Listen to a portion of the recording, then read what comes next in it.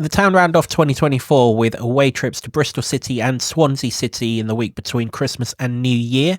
Alongside me to preview two big away games is the Lutonian journalist James Cunliffe. Jimbo, last games of 2024, let's hope we go out with a bang. Yeah, precisely that. We've done the business at home, now let's try and change this away stuff. That's it. We'll preview both matches right after this intro. For me, it's the people and the spirit of the people as well. I love this town. I love this town. I love this town. You know what I love about this town is actually you. Everyone in it has got this massive soul. We're Luton people, and that's what we care about.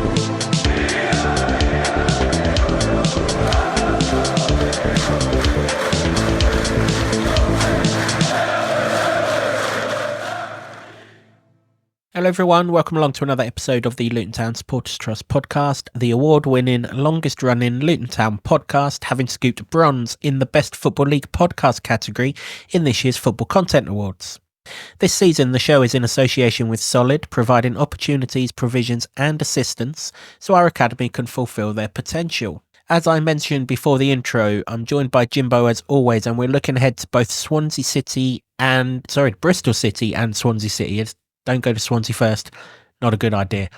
Bristol City and Swansea City. Bristol City on Boxing Day, 3 p.m. kickoff. If you haven't got a ticket to the away end for that one, Sky Sports Plus will be your friend.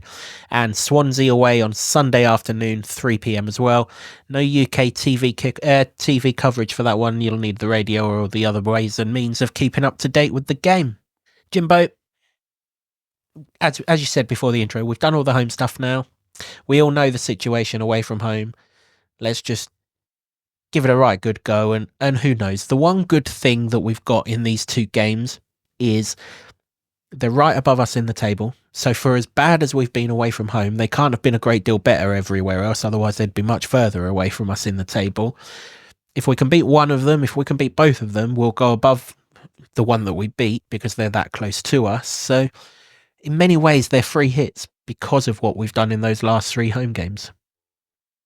Yeah, potentially. I don't think anybody goes there with any expectation, which, I don't think that can get any sort of lower from the results. But I think if you look at it, might be almost the perfect place to go, Bristol City, because their home form isn't particularly great.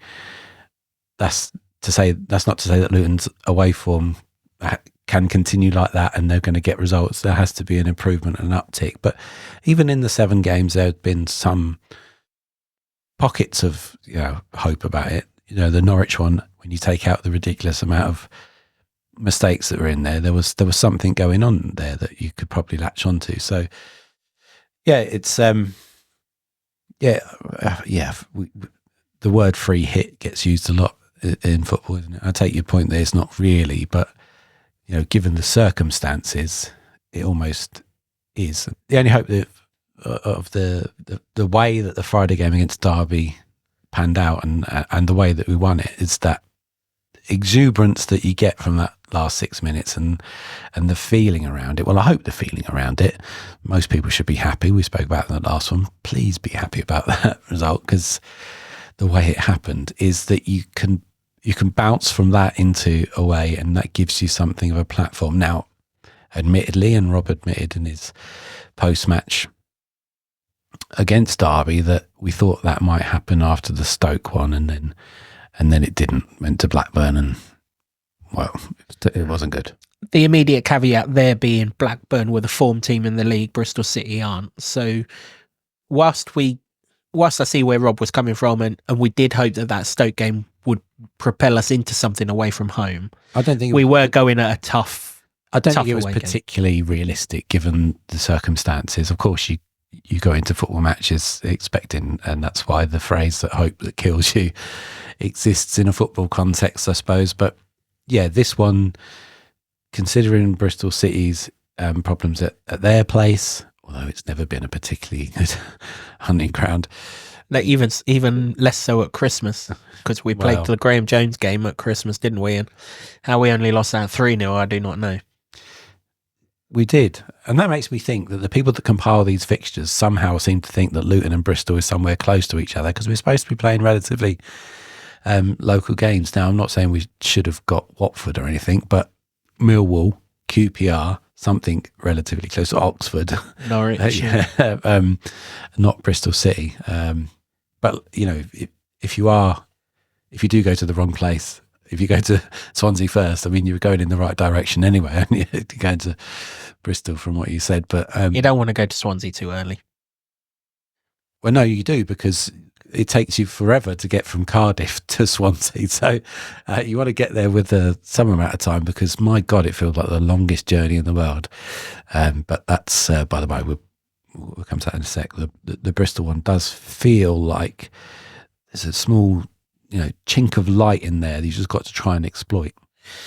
Boxing Day games, they're always weird, aren't they? Because some teams train before on Christmas Day, some teams don't. Some teams get given Christmas Day off, some teams don't. Under Rob Edwards, Luton have won both Boxing Day games, so they've obviously hit the right note. Okay, 2 years ago at home to Norwich, it was the evening game on television, wasn't it? So you wouldn't have trained Christmas Day anyway, because you could have just done what you was going to do then on the morning of Boxing Day. Of course, Christmas Day is Rob's birthday, so any training that is done and stuff will be done on the gaffer's birthday. And then, of course, last year we won at Sheffield United on Boxing Day. So we've had both ends of the scale. We've been at home Boxing Day and won. We've won away on Boxing Day under Rob. Both fortuitous, I think you can say. Last minute winner against Norwich and 2 own goals against Sheffield United. But we'll take a fortune loaded win on Boxing Day. But in much the same way that you always get players who just miraculously get their 5th yellow card the game before Boxing Day, you do get teams who have good Boxing Day records and teams that have bad Boxing Day records. And we do seem to be a team that has, certainly recently, good record. Maybe that's something that we can build on. The other big thing that we really, really need to stress, we played Friday night, they played Sunday afternoon. That is a huge difference in a short week. Well, particularly for a squad that's still depleted and is going to be makeshift, certainly for the Christmas period. There's Hashioka is the only player that I'm led to believe that may have a chance. But when it's sort of 50-50 like that, we haven't really been hopeful for the whole of the calendar year that an injured player is going to come back. But then again, for 45 minutes at least, albeit that the football wasn't particularly sparkling against Derby, the defence did relatively well, and we highlighted Mads Andersen's involvement. Now the question again, obviously, that was his first start since October 2023 against Spurs, so a very long time out, and not many actual performances, even cameos in that time, because he's had such a rotten injury. Can he go again? Because he played almost the 90 minutes. But you would imagine that would be the lineup. But then again, they've signed Eric Peters. Does he come in? So there is, chance to change it a little bit. But by and large, it's going to have to be the same team that goes out. Then obviously the question will be with the game changers that came on against Derby. Woodrow, Pelly, and Nelson. It was very good. Do they get a shout? Do they come in? Yeah, that's the question, isn't it? Yeah, I think we see Peters in one of these 2 games. I don't know which way round we see it in. Probably Swansea. You would imagine Mads could do a second game 6 days after a first game. But a third game 3 days after the second game, probably less likely. So if we are going to see Peters, if Hashi's not back. Also, Hashi could be back for Swansea, but not Bristol City, of course. So I would imagine Mads would play Bristol City. And then he's been training for a month, so you imagine his fitness is to a decent level. It's just whether his body can cope with the demands of the action, I suppose. Yeah, and also Swansea are going to give you the runaround, aren't they? Which Mads' probably strength doesn't lie in that.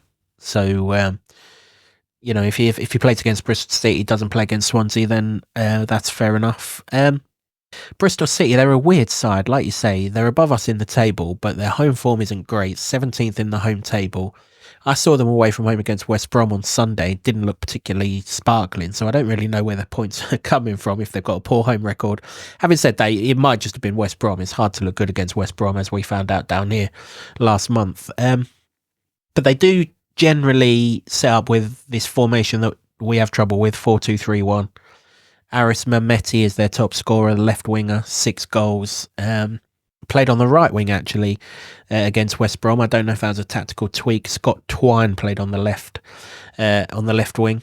Of course, they have got Harry Cornick on their books, wasn't even involved in the squad on Sunday, and Cal Naismith, who is injured, and I believe he's going to be out on Boxing Day. So at least we haven't got no ghosts of Christmas past to come back and haunt us, unless Cornick does get in. Doesn't look like he's in favour, though. Would imagine he'll turn up somewhere else at playing red in the not too distant future, but in London rather than in Bristol. But yeah, this is one of those, isn't it? That Mehmeti's clearly the danger man. Scores the most goals, creates a lot of chances. They have Sinclair Armstrong up front. He's also injured. That's a hand. That's a help. We might be getting these at the right time, We might be. Again, that's all relative because they're definitely getting us at the right time in terms of injuries and away form. So you have to balance that out. But if we can keep Mehmeti quiet, and if he operates down the left, then that will be a danger, because if Chong is still down that side, that's a red flag. Hopefully he stays on the right like he did on Sunday, because at least Victor Moses has got more defensive nous about him. Put in a really good block, didn't he, on Friday? That's the word. Yeah. Put in a really good block on Friday, didn't he, actually, to block a Wilson shot? Yeah, really good. I should have referenced that, because I always reference it the other way when they don't do that, so that was wrong of me. But yeah, keep him quiet. And Twine's a good player. He was a good player at Milton Keynes, went to Burnley, been loaned out here a few other places. But keep them too quiet, and we might get ourselves in the game here. And that's all we can ask, really, isn't it? Because so much of the problem in these away games is we're not getting ourselves into the game. We're killing ourselves before we get a foothold in it. If we can at least get into the game, get to half time, 0-0 preferably. I mean, obviously in front, but 0-0. You just never know then. Maybe the belief will start to turn. For me, the only way that it does start to turn is to dig in and really make it tough for them. I think their formation is going to be an interesting one, because it's one I really like, and I don't particularly want to find out about the joys of it from their perspective on Boxing Day. But the 4-2-3-1 is one I particularly like. Now, not necessarily saying Luton have currently got the personnel that can play that, but I did see Bournemouth versus Man United on Sunday, and Bournemouth play that formation. Now they've got some devastatingly fast attacking players that play just behind the 9, and that works great for them. So I hope we're not coming up against a championship version of that, because when they get it going, are quite devastating, as we found out last season in the Premier League. But it is a formation I would really love to see and try out. Now, of course, I'm probably not going to get my wish, because it relies on you having a back four for starters. But hopefully they don't get that working, because if they do, it can cause problems. Now, on the flip side, of course, those attacking players will be looking forward. So maybe that in the middle, where we're getting overrun quite a lot in midfield, isn't such a problem. But that depends on if they don't come back and fill in, because if they do, that's a 5-man midfield, and then you're in a bit of bother there, which I think is a legitimate frustration that people have with our midfield, that we're just getting overrun, and you can see that. But their home form doesn't suggest that they would be running away with it. In comparison, if we're just talking about Bournemouth, it's not really a useful comparison, but just formation wise. So it's going to be an interesting one how they set up. Now, I obviously, when we come to the personnel, I'd like to see Marvellous in there, but whether we will or not is a different matter. Well, you have a press conference ahead of this game, and when you've asked for Marvellous in the past, you've had Marvellous in the next game. I'm only putting it out there. Ditto Pelly. You want your back four, you know what you got to do to get it. Well, just ask. Yeah, don't ask, don't get. I don't hold any power in that regard whatsoever. I've just been fortunate. A blind squirrel finds the occasional nut, as they say. Coincidence, yeah, absolutely. Look, Bristol City, they seem to be it seems like they can't finish higher than 12th, but they can't finish below 15th. Every time we've been in the Championship, it seems like they've been lodged in that position. And lo and behold, we go there and they're lodged in that position again. They seem to see it's a bit of a weird one, isn't it? I look at them on paper, and whenever I see them, take Sunday away, whenever I've seen them, which isn't an awful lot this season because they're not one of those sides that stand out in the Championship to the point that they're on Sky every single week. And obviously when they're not on Sky, Luton are playing at the same time, so I don't watch much of them other than highlights. They do look an alright side in set up on paper, and Liam Manning's a progressive forward-thinking coach. He was at Milton Keynes, he was at Oxford.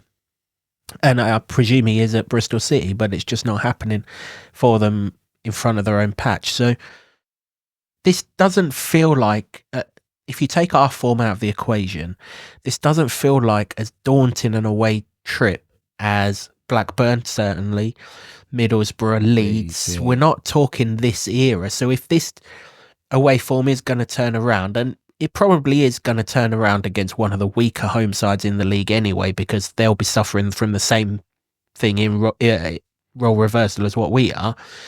Albeit, I know that doesn't sound great when we've been to Plymouth and lost, but even Plymouth are okay at home.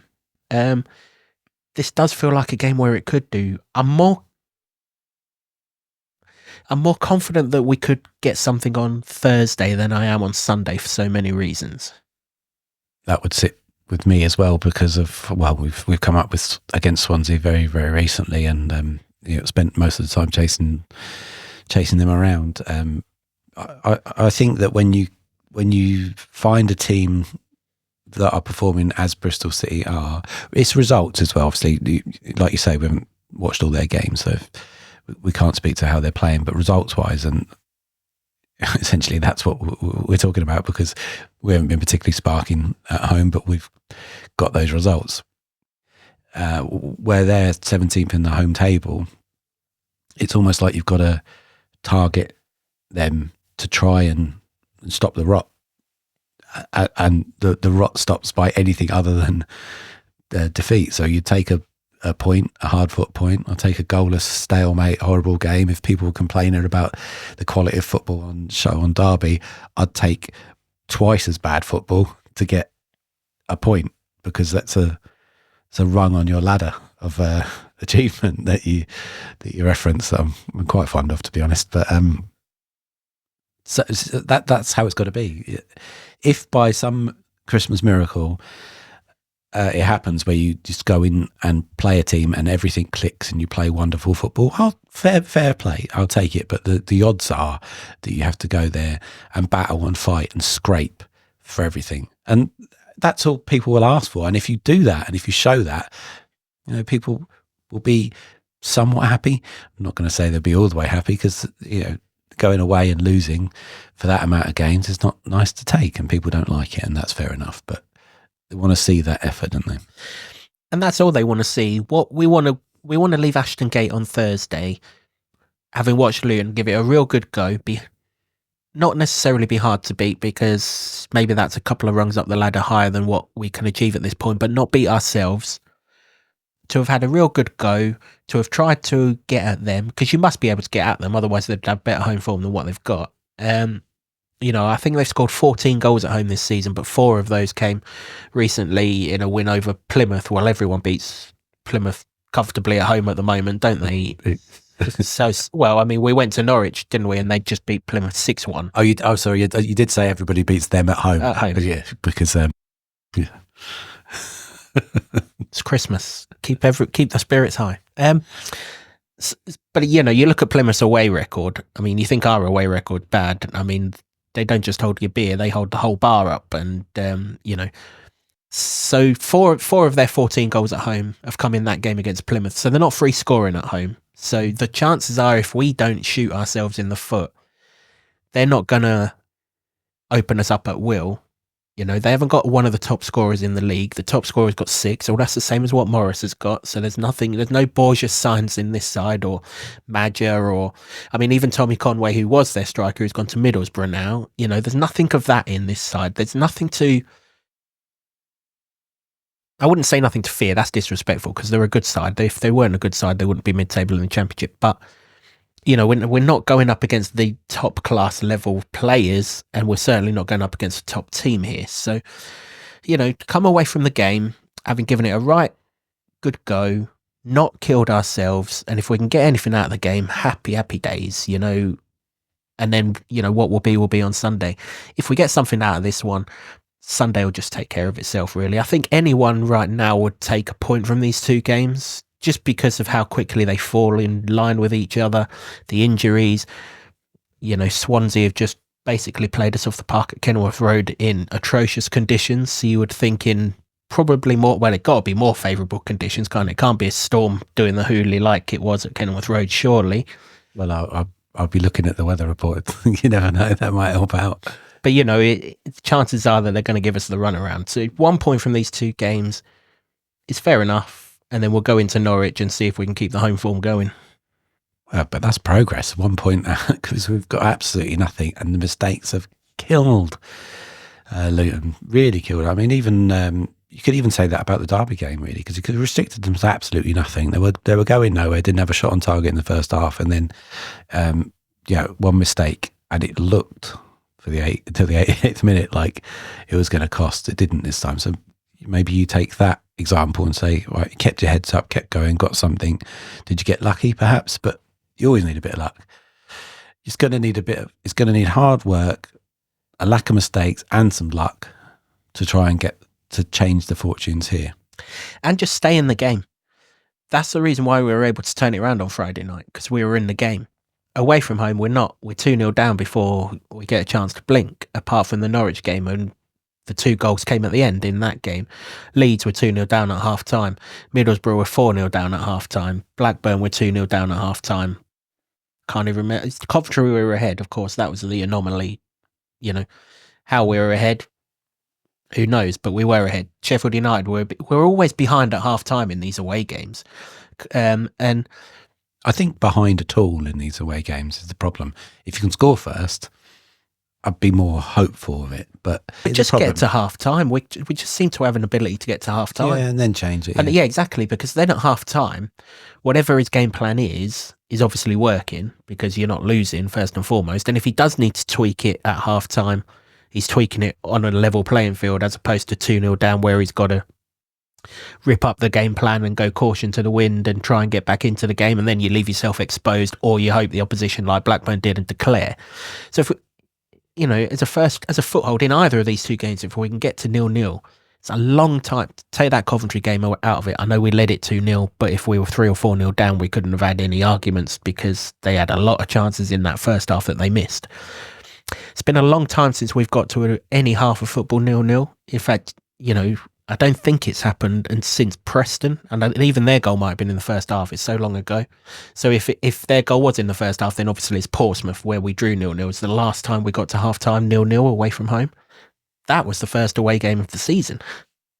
It's funny, isn't it? Because I'd take a Preston performance because it was good. Yeah, absolutely. It's just got to put the ball in the back of the net on the end of it. Exactly that. I'd take that all day long, considering what's been going on. But yeah, that's part of the psyche of making it hard to beat and not making the mistakes yourself. If they score a worldie, sometimes you have to hold your hand up. It's not. Yeah, I mean, if Twine sticks one in the top corner from 25 yards out, I've seen him do that throughout his career. Okay, you'd want to be aware of the fact that he can do it from 25 yards out and close that shot. That's been a problem. That has absolutely. If he's got a free shot to do it from 25 yards, that would disappoint you. But if he's under pressure but still pings it in the top corner, well, hands up, that's too good. Fair play to you. But don't, head the ball back into the danger zone or, dare I say it, turn your back on a shot that's going goal bound or something like that. Just make it hard to beat. Against Blackburn, we weren't in any trouble whatsoever. Good side Blackburn. I mean, still haven't conceded a goal since. But then they get 2 shots that go on the target and they're both in the back of the net. And it's like, again, we're broken. So Blackburn are almost like an example. You referenced at the time, because one of your mates is a Blackburn fan. You said, well, what's the secret? He said, I don't know, because we're nothing special. But what they are is obviously hard to score against. They've not conceded for quite some time.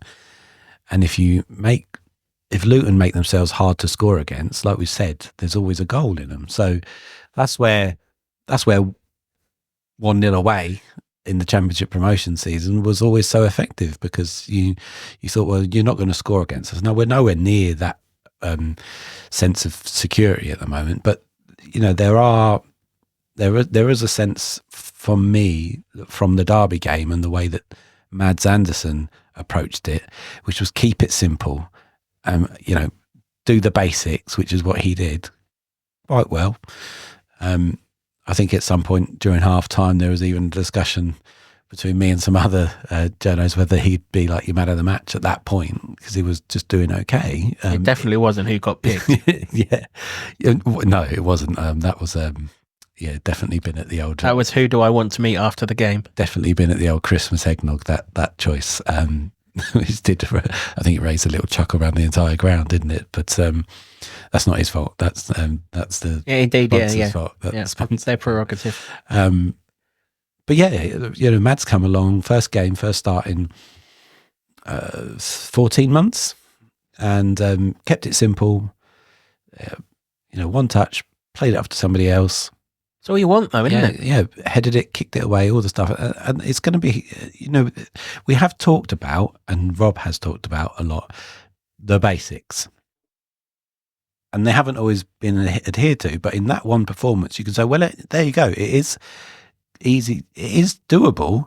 And maybe for sure he hadn't had the scars of all those defeats of this year, because he's barely been, available for selection. So, There, it's not a total lost cause. There are things that you can play on and threads you can pull, but it still is going to take a concerted effort from everybody to be that resilient and hard to beat as a starting point, and then understanding that even when you haven't played well, you can still get goals, which has happened for a large percentage of the games. Yeah, that's right. Yeah, I mean, in recent times, the only teams we've not scored against, Leeds, Sheffield United, Blackburn, that's the top two, and still probably the form team in the league. Scored against the rest of them. Bristol City, yeah, that's right. But that was right back when, wasn't it? Bristol City clearly got a defence that you can get at. West Brom, not the most free scoring side known to man. They got 2 against them, could have had a couple more as well. It's doable. Interestingly, both of those West Brom goals came from out wide areas. So the first one was across the right winger cut inside, a la Chong on Friday, cross to the back post, and left-sided player headed in. And then the second one was left-sided player cutting inside and pinging it in the top corner, which is what Victor Moses is in that left-hand side to do. So, we've got all the options to beat this lot. We have to add belief to it, because it would be understandable if a bit of belief's gone from the players. You'd like to think it wouldn't, but they're human beings. But as I say, Boxing Day, you get some mighty weird results at Christmas, and I'm absolutely convinced some of it's down to how they do the preparation and stuff with Boxing Day.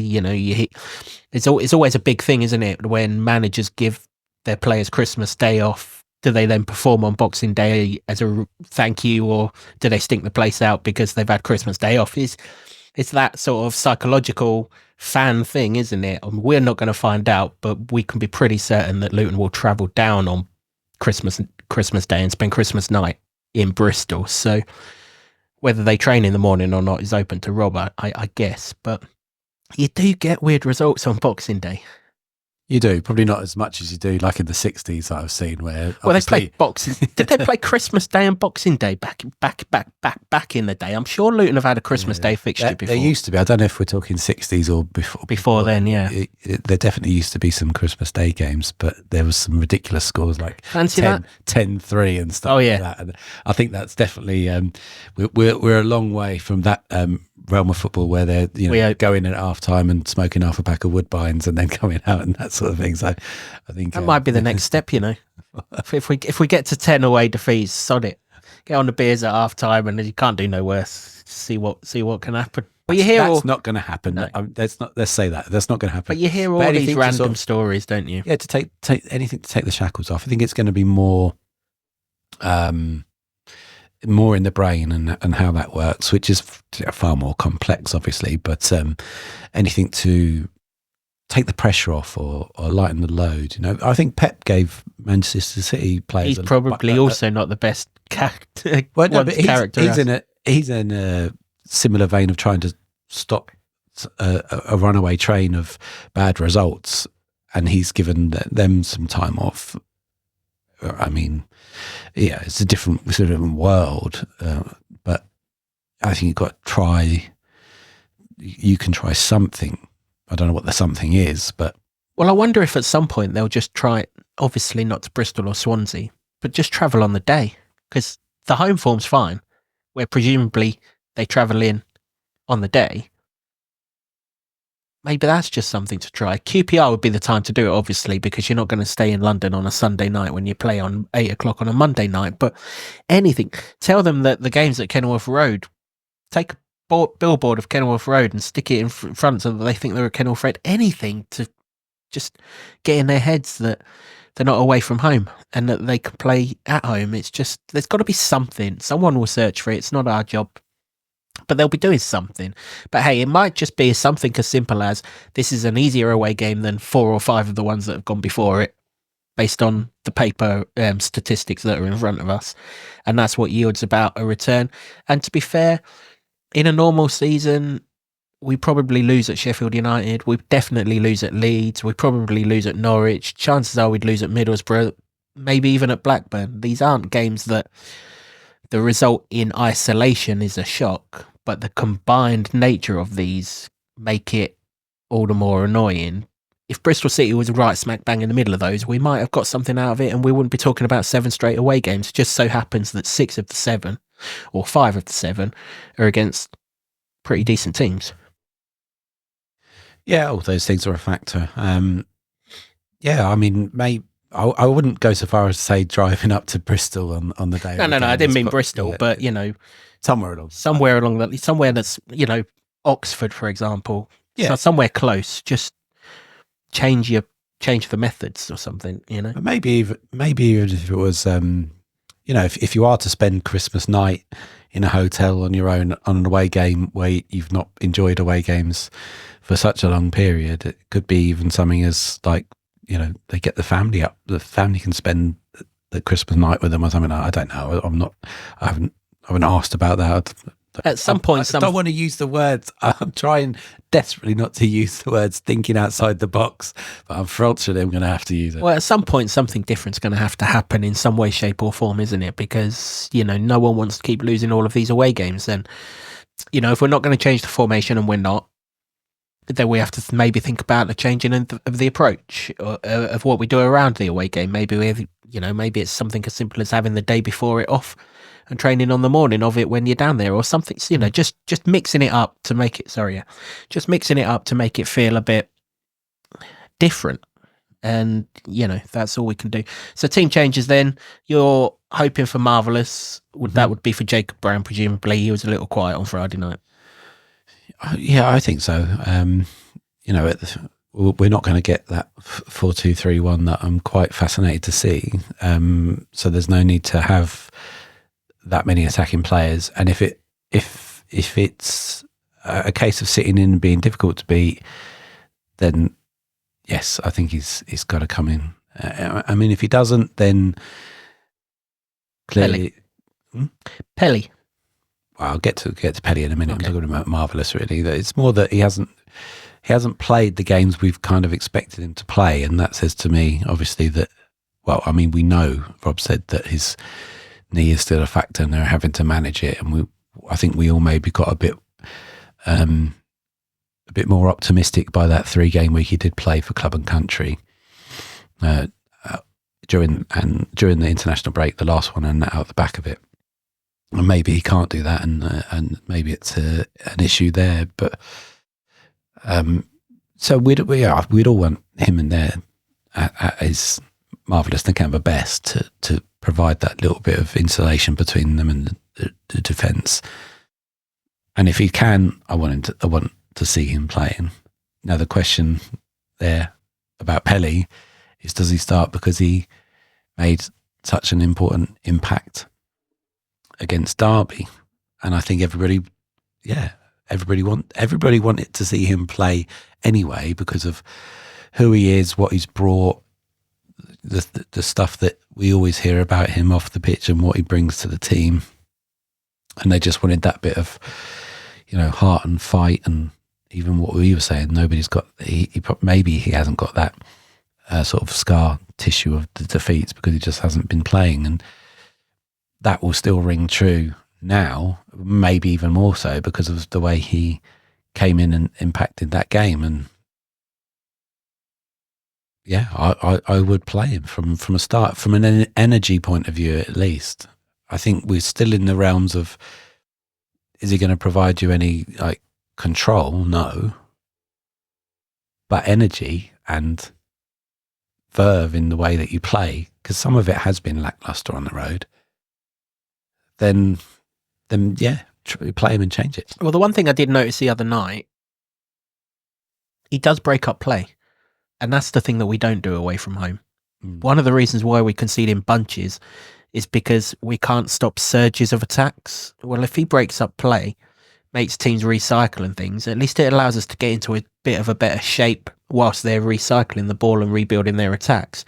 That doesn't happen away from home. Usually we're out of position because the next attack has happened straight after the last one because we've given the ball away because we haven't got, because of what we do, our passing's not great or whatever, or we panic or whatever it is.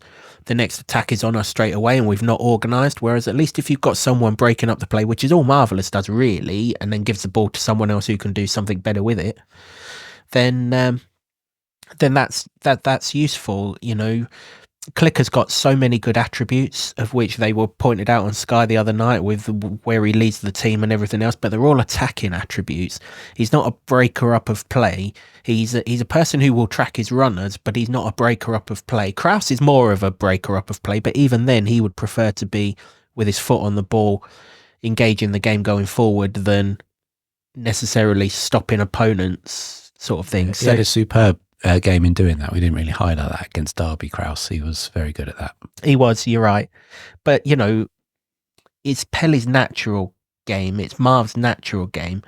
And if we can just halt a few attacks and give the defence a little bit of respite to, at the very least, get itself back into position, that might make us harder to beat. You're literally looking for small, you regularly mention marginal gains, don't you? That would be a marginal gain if teams have to just spend 10 or 15 seconds just to recycle, and in that 10 or 15 seconds we can just get ourselves organised, get back on marking our men, make it harder for them to break through us, because that is one thing that I have really recently realised, away from home in particular. At home we do it, and I suspect a lot of that is because teams play with a slower build-up at our place anyway, because they still fear the Kenilworth Road factor. But away from home, it doesn't. We really don't. We didn't break the play up against Blackburn at all. Well, far too easy to play through, and that's the problem. So it's either energy or an extra body, ideally both. But that is what Pelly can provide you. And I just it can be the emotional factor. Like, it's worked a treat against Derby, so why not give it another go? I just think that we're in that place where the expectations are so low that you can do that now, I think. And also what we said about Bristol City's home form, there's a chance, there's a chink of light there. You've got to exploit it. How are you going to do that? Maybe he's one guy that can. Certainly for a significant proportion of the fans, that they are looking to him as one man that can, and they haven't been proved wrong this week. So, well, that's it. They know that he can do it because they see him do it for 4 years in the Championship the last time round. And okay, he's 2 years older age-wise, but he's not really 2 years older footballing-wise because he hasn't played much football in those 18 months. He's probably as fresh as he was 18 months ago in terms of, amount of football in his legs sort of thing. So if he doesn't play at Bristol City, let's move it on to Swansea. You would think he's got to play at Swansea because we've just been given the runaround by Swansea. They're not going to change. Swansea are what Swansea are. They have an awful lot of the ball. Most of it's in front of you, which is exactly where Pelly would be. we need someone to control Grimes. Not at Kenilworth Road though. Like I say, they were getting through the centre of the park far too easily. Grimes was very good. I mean, if we let him, always very good. If we let him play next Sunday, it's an accident waiting to happen. Someone needs to be on that guy, know where he is, and rush him as much as possible. And he's not an easy guy to rush. He's a good footballer, one of the best footballers in this league. That's why they're so very good with possession. We referenced it when we previewed them in the last game. They're in the top 3 for possession. That'll only increase at home, particularly when we're going there 3 days after we've been to Bristol. I don't know if Luton are coming back and then going back down there again. I suspect they will do because of the period of the year that it is. But either way, that Swansea game is going to be a really, really tough assignment. So if you can have Pelly's legs in there, that would certainly help. Yeah, that's what I'm saying. It's the energetic factor. At the very least, there's some others that we've already spoken about, which I think that he can probably bring to the party. No Pelly, no party, as they say. I think it's just when we're talking about what can you change and how can you change it, we were talking off the pitch in a preparation sense, but that's one thing you can do on the pitch and change it. You know, he's been out of the side for so long, not really been a factor. I mean, that was his first appearance in a month, like 2-3 days short of a month, and even then it was only a 5-minute cameo against Hull where he came on. He's been used so sparingly, and you could understand why at the beginning of the season when they're trying to instill that new possession-based style of football. We've gone away from that totally now. So he can come in and do that job, no trouble. Yeah, that's right. What else did you see from Swansea at home that you'd like us to be better at away from home? Of course, we're not going to have no fullbacks back unless Hashi's fit. So that's going to be an issue because they got us out wide, didn't they? On a lot of occasions. To be fair to 35, he didn't really fancy it at home. Reynolds, however it is you pronounce his name, Moses kind of had him wrapped up. You'd have thought he'll fancy it a lot more at their place, so he's going to be more of a threat. Cullen didn't really impose himself on the game like I expected him to. It'd be very nice if that happens again down there. I don't expect it to. But the one thing that we did see is if you press this Swansea defence, there's mistakes in it. I don't think it was conditions based, that back pass that got through the goalkeeper that put Eli through from the tight angle. I think that was Swansea playing, and you see it all across English football. If you watch, good pressing, yeah, really good pressing, but defences can't play football in this country and they make mistakes. Look at Tottenham against Man United the other day. They passed it back to the goalkeeper and 2 goals came from it. Did the same against Liverpool. Southampton are absolute basket cases at doing it. It's a pandemic across English football right now. Well, it's because everybody's trying to play Pep-style football, and maybe we're seeing the end of that era. We might well be in front of our very eyes. I mean, it won't be for Swansea. They've been playing that way for a long way for countless. But managers. You've got to appreciate when we go there that there are mistakes in that defence. We've seen it at Kenilworth Road, so let's go hunting for one of them mistakes rather than let them hunt our mistakes, which are equally as forthcoming. Yeah, and who are the good players at doing that? That would be Eli and Kraus, as I say, against Derby. Fantastic at doing that. But for Kraus to do that in a high line or a high press, you need somebody behind him to feel some confidence. And then that strengthens the argument for Pelly, doesn't it? Strengthens the argument of Pelly for Marvellous, for a 3-man midfield, for everything that we go and ask about. But yeah, we've seen Swansea recently. We're not going to do too much of a preview of that. We kind of nailed the Swansea outlook in the previous preview, and it's only 3 or so weeks ago. So if you need a real in-depth thing on Swansea, basically they're going to have a lot of the ball. We're going to chase in shadows, and hopefully they still miss an awful lot of chances like they did at our place, which just does tend to be what happens to them. Otherwise they'd be top 3 rather than 13th or wherever it is that they are in the table. That's a preview of both of the games. As I say, we focused more on Bristol City than Swansea just because we've already played Swansea and we'd be going over old ground. Before we go, though, score predictions. We'll do score predictions for both games. Jimbo, it's you to go first for the Bristol City game. How does it end? Well, I think the small gains is what we're after, and I'll be very happy with that if you can achieve it. Their home form is not particularly great. That means that the Luton's away form has got to, be better than it has been. But I'm hoping for a bounce from the grandstand finale that we had against Derby on Friday night, and so I'm going to go for my old faithful away of 1-1.